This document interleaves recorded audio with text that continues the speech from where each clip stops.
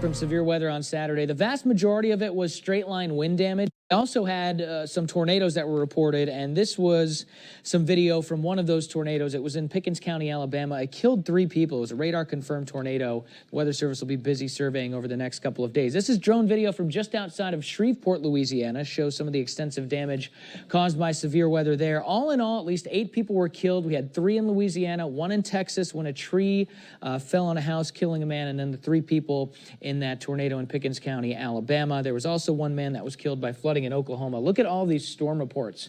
Every single one of these little blue dots that you see, that's a report of either a really high wind gust or just straight up wind damage, straight line wind damage. All the red dots are where we had reports of tornadoes. That's just an unbelievable severe weather outbreak there. And every single one of these dots you see, it has a story behind it, like this.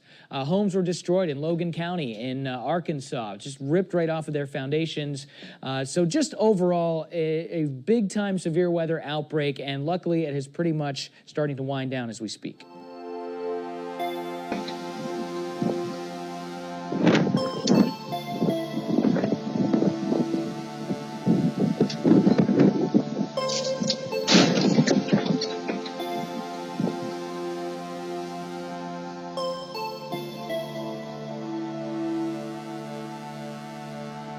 Daniel, get in the house.